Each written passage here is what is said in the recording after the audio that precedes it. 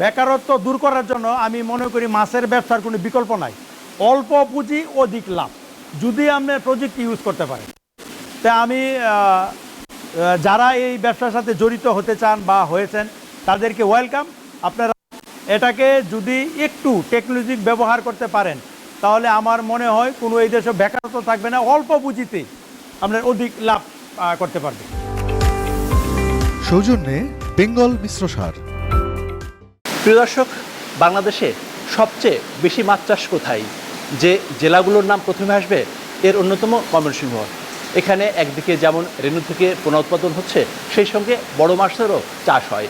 বলতে গেলে প্রায় ময়মনসিংহের প্রতিটি উপজেলাতেই একই অবস্থা। আমরা এসেছি ময়মনসিংহের ত্রিশালে। এখানে একদিকে যেমন রেণু থেকে পোনা উৎপাদন হচ্ছে এবং সেই সঙ্গে বড় মাছও চাষ হচ্ছে। এখানে বলা যায় যে বংশ পরম্পরায় তারা এই মাছ উৎপাদনের সঙ্গে যুক্ত। কীভাবে আদর্শ ব্যবস্থাপনার মাধ্যমে এই মাছ চাষ করা যায় এবং কম খরচে বেশি লাভ করা যায়, এসব নিয়েই আমাদের আজকের কৃষি প্রযুক্তি অনুষ্ঠান। আর সঙ্গে আছি আমি মনুসলাম মিন্টু।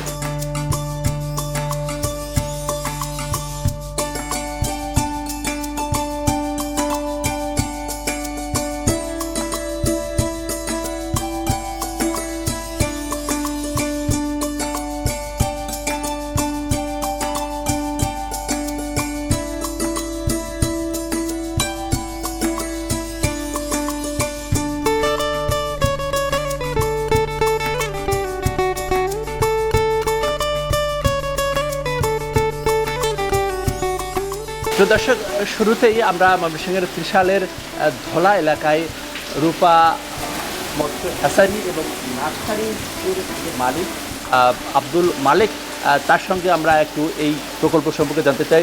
আব্দুল মালিক ভাই, আমাদের কৃষি প্রযুক্তি অনুষ্ঠানে আপনাকে স্বাগতম। আপনাদেরকে আমাদের রূপা হ্যাচারির পক্ষ থেকে আন্তরিক ধন্যবাদ। বাংলাদেশে মাছ মৎস্য এক বিপ্লবের জন্য আমরা যুদ্ধ করতেছি। আপনারা আসলে আমরা উদ্বুদ্ধ হই, আরও আনন্দিত হই। আচ্ছা মালিক ভাই, আমরা দেখছি যে সব কাপড় দিয়ে ঘেরা, এখানে শব্দ হচ্ছে, একজন বড় ধরনের কর্মযজ্ঞ চলছে এবং পাশেও আরও আমরা হ্যাচারি দেখছি। এখানে আসলে কি হচ্ছে?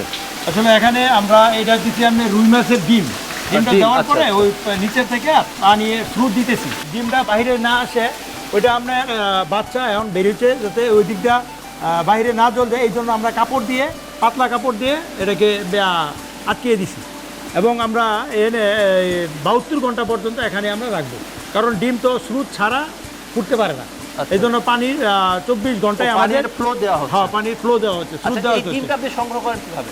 না, আমাদের নিজস্ব ব্রুট আছে, আমরা নিজস্ব ব্রুট থেকে এই ডিমগুলো আমরা সংগ্রহ করি। ও আচ্ছা, মানে আপনাদের এই যে এখানে মাছের চাষ হচ্ছে, সেই মাছ থেকে আপনারা ডিম সংগ্রহ করছেন? সংগ্রহ করে। এখন তো শুধু ফুটতেছে, অর্ধেক ফুটছে অর্ধেক ফুটে নেই। আপনার এইভাবে চলতেই থাকবে। স্রোত হবে 72 ঘন্টার মধ্যে ডিম পড়বে। আমরা তখন ওইখানে আপনার নামাবো একদিন ডিম খাওয়াবো।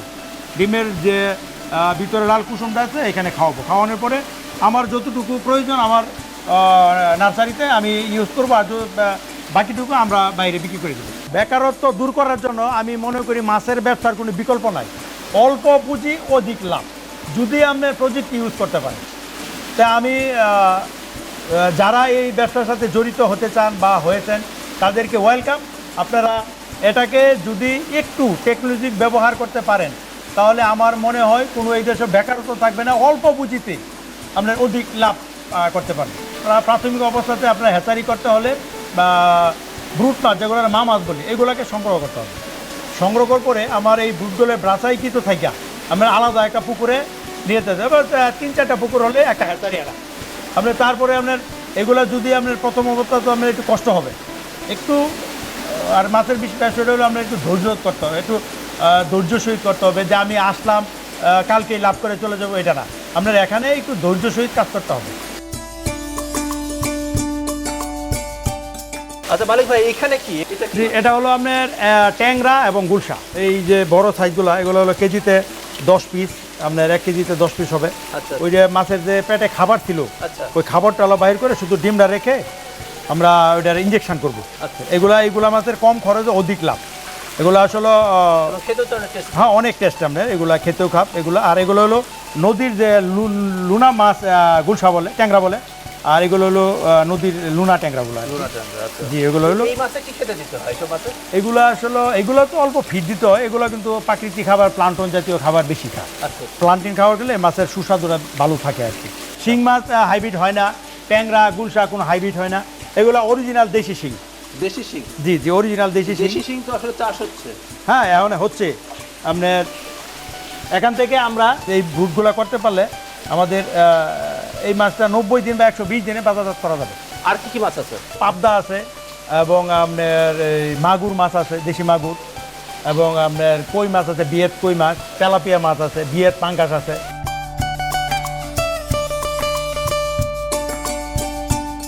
এখানে কি করা হচ্ছে?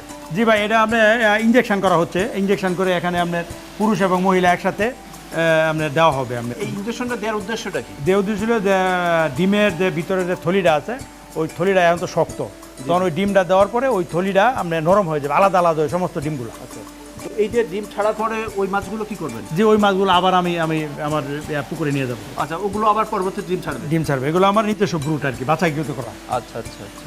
তার এই যে এখানে আপনি যে রেনু বিক্রি করেন, এটা কোনটা কত দামে বিক্রি করেন? আসলে তো এটা কাঁচামাল, এক এক টাইমে এক এক রেট নির্ধারণ করা থাকে।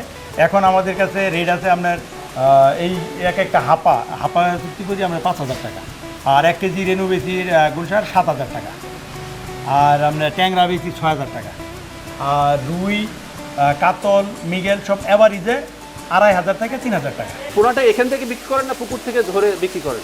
15টা পুকুর থেকে ধরে বিক্রি করি। আচ্ছা, চলেন আমরা দেখে আসি। ইয়েস।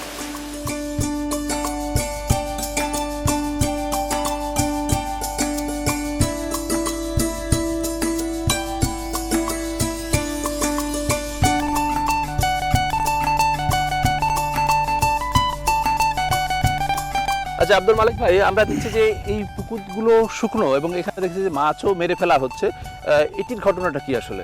এটা ঘটনা হলো আমরা তো আসলে ভাই রেণু থেকে পোনা উৎপাদন করি। এটা পুকুরের পানিটা নির্যাস করে আবার তলাতে শুকানোর জন্য পানিটা শুকাইছে এবং চুন মাইরা দিচ্ছি, যাতে এক জাতের ব্যাকটেরিয়া আছে এবং মাটিতে এক জাতের গ্যাস তৈরি হয়, এগুলা পোনার জন্য এবং রেণুর জন্য খুবই অসুবিধার সৃষ্টি করে। তলাতে একটু রৌদ্রের তাপ লাগানোর পরে আমরা পানি দিয়ে রেণু উৎপাদন করি। এখানে অনেকগুলো পুকুর, তাহলে কি এখানে কয়জন মানুষের এই পুকুরগুলো রয়েছে? এখানে কতগুলো পুকুর হবে? এখানে পুকুর আছে প্রায় 100-র মতো। আচ্ছা, এখানে আমারই আছে মনে হয় 50%-এর কাছাকাছি। তো এই পুকুরগুলোতে কি কি ধরনের মাছ চাষ হয় এবং কিভাবে চাষগুলো হয়? এখানে সমস্ত করে রেণু থেকে পোনা উৎপাদন করি।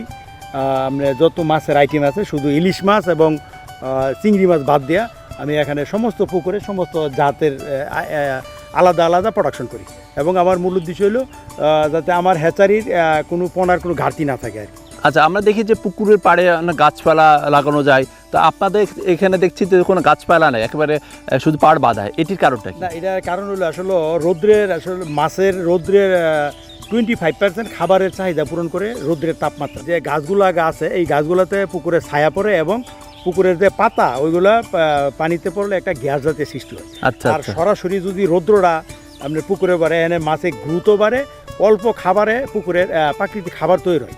এই জন্য আমরা যারা মানে অরিজিনালি মাছের ব্যবসার সাথে জড়িত তারা পুকুরের মধ্যে গাছপালা লাগাই না। খাবারের যে ডুপ্লিকেট, আসলে ওই খাবার দিয়ে আমরা মাছ চাষ করতে আমরা চাষিদেরকে উদ্বুদ্ধ করি না। আমরা বলি যে আপনারা কম খাবারে কীভাবে মাছ উৎপাদন করা যায়, আমরা তাদেরকে এই সাজেশন দিই। আমাদের সাজেশন যে ইউজ করতে পারে তে আশা করি আল্লাহর রহমতে সে লাভবান হতে পারে। আর যে মাছগুলো ওই প্লান্টন খায় বড় হয়, ওই মাছগুলো কিন্তু সুস্বাদু আলাদা। আর আমরা বাজার থেকে যে খাবারগুলো কিনে আনা হ্যাচারিতে আপনার ইউজ করি বা করি, আসলে ওই ধরনের সুস্বাদু হয় না।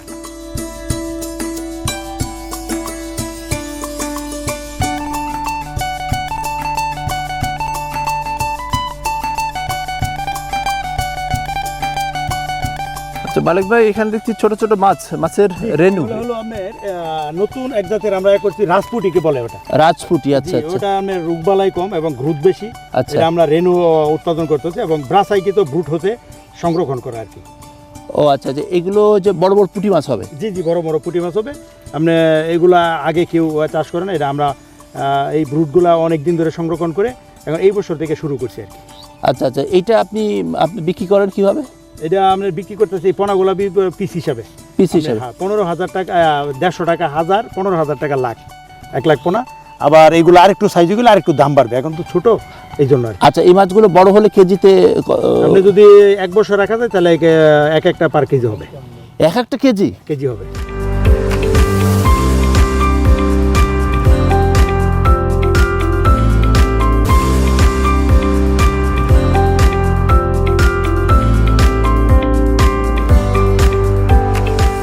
সৌজন্যে বেঙ্গল মিশ্র সার।